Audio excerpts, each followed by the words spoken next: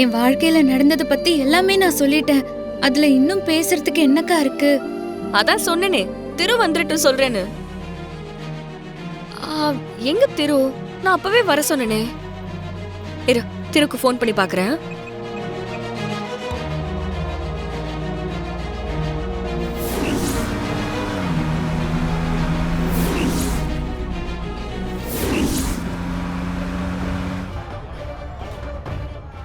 திரு, இங்க சிக்னலே கிடைக்க மாட்டேங்குது.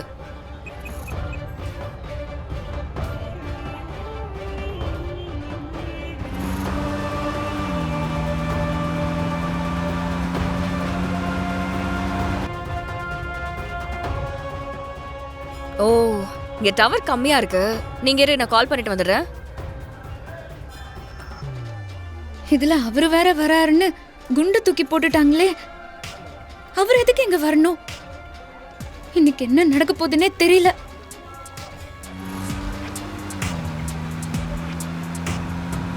கோயில் வந்துருச்சுங்களா? வந்துருச்சு.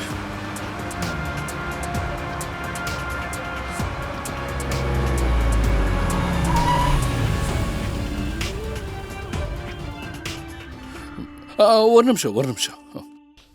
என்னாச்சு மாப்ள? எனக்கு இப்போ ஆஃபீஸ்க்கு ஃபோன் பண்ண வேண்டியது இருக்கு. வண்டியிலே உட்காருங்க, நான் வந்து கூப்பிடுறேன். சரிங்க மாப்ள. சரி சரி.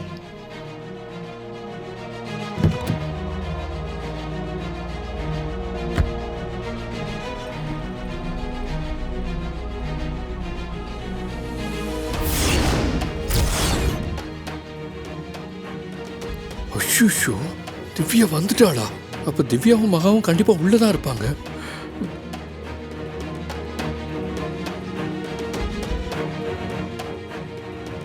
டேய் பைரவா, அங்க லட்சுமி கோயில நம்மளை காணான்னு தேட போறா. மாப்பிள்ள போன் பேசிட்டு அப்புறம் வரட்டும், நாம உள்ள போலாவா? அதுவும் சரிதான். சீக்கிரமா இறங்கு.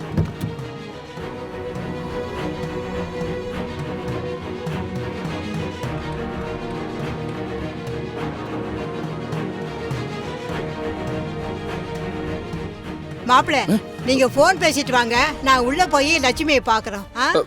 வந்துருங்க. வந்துருங்க மாப்ள. ஐயோ, இவங்க வேற கோயிலுக்குள்ள போயிட்டாங்களே.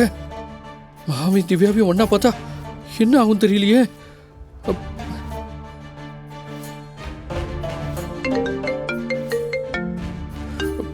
ஐயோ, திவ்யா வேற கூப்பிடுறாளே. ஹலோ, திரு வந்துட்டியா? ஐயோ, வந்துட்டேன்னு சொல்றதா வரலன்னு சொல்றதா? ஹலோ ஹலோ திரு. திரு, இங்க டவர் கம்மியா இருக்கு. நான் பேசுறது உனக்கு கேக்குதா? கேக்குது. இப்ப நீ எங்க இருக்க? வந்துட்டே இருக்கேன். ஹலோ திரு, கேக்குதா திரு? திவ்யா கேக்குதா? பாட்டி, லட்சுமி போறா. எங்கடா? அதோ அம்னி. லட்சுமி. பாட்டி, நீ இங்கே இரு, நான் போய் லட்சுமியை கூட்டிட்டு வந்துடுறேன். மாப்பிள்ளை இப்படிதான் வருவாரு, வந்தா இங்கே இருக்க சொல்லு. பாமு லட்சுமி நம்மளதான் தேடி போறா. சரி, நான் இங்கே இருக்கேன், நீ போய் லட்சுமியை கூட்டிட்டு வா. சரி பாட்டி. சீக்கிரமா.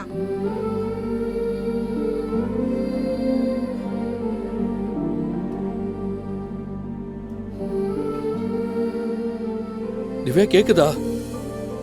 உனக்கு கேக்கலையா? என்னன்னு தெரியல திரு. இங்க சுத்தமா திவ்யா கேக்குதா? ஹலோ.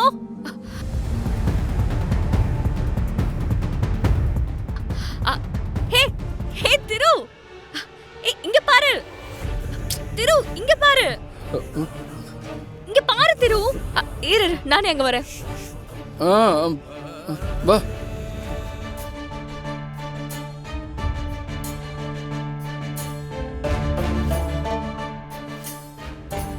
என்ன திவ்யா மட்டும் வந்திருக்கா? அப்ப மகா?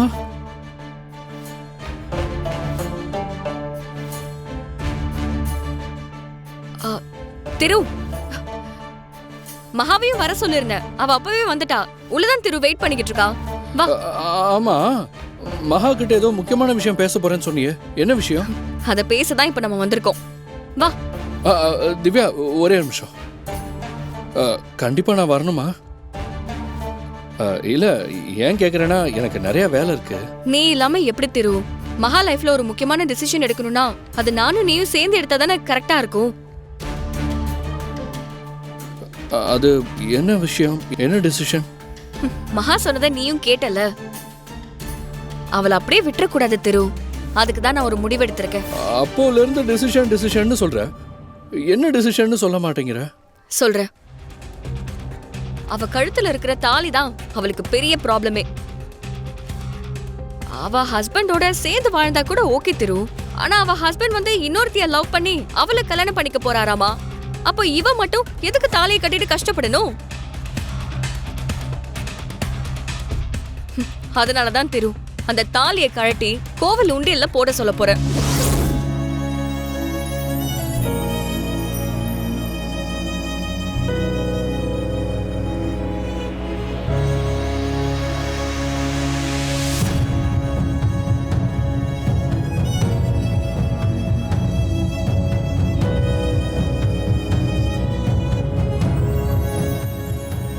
இங்கே தானே பார்ட்டியை உட்கார சொல்லிட்டு போனோம். எங்கே போனாங்க இவங்க?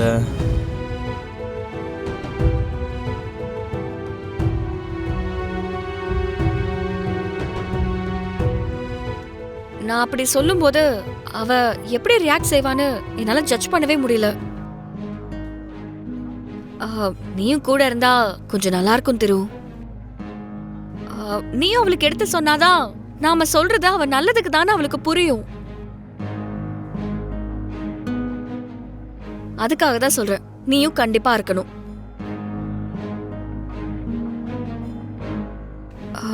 என்ன திரு, நான் சொல்றத கேட்டு நீ ஏன் இப்படி ரியாக்ட் பண்ற? இல்ல, நான் இதை சுத்தமா எக்ஸ்பெக்ட் பண்ணவே இல்லை. புரியுது திரு. நிச்சயம் மகாவும் இதை எக்ஸ்பெக்ட் பண்ணிருக்கவே மாட்டா. அவளுக்கும் இது ஷாக்கா தான் இருக்கும். அவளுக்கு வேற ஒரு மேரேஜ் பண்ணணும்னா இந்த தாலி அவளுக்கு ஒரு தடையா இருக்க கூடாது. அதனாலதான் இந்த டிசிஷனே.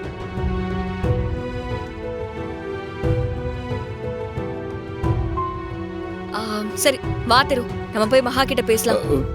வா.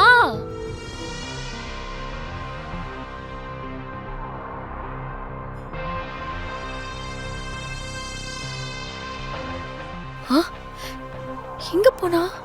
இங்க தானே நிக்க சொன்ன. எங்க போயிருப்பா? நீ நல்லா யோசிச்சு பாரு. உன் புருஷன் வேற வழி இல்லாம தானே உனக்கு இந்த தாலியை கட்டினாரு. அத அவரும் புரிஞ்சுக்கிட்டு அவர் வாழ்க்கைய அவர் அமைச்சுக்க போயிட்டாரு. அதே மாதிரி தானே நீயும் இருக்கணும். உனக்கு நடந்தது ஜஸ்ட் ஒரு ஆக்சிடென்ட், அவ்வளவுதான். அதுக்கு மேல அது ஒண்ணுமே இல்ல. தாலியை கட்டினாருங்கிற ஒரே காரணத்துக்காக அவரே நினைச்சு நீ உன் வாழ்க்கைய அழிச்சுக்கிறது எந்த அர்த்தமும் இல்ல மகா.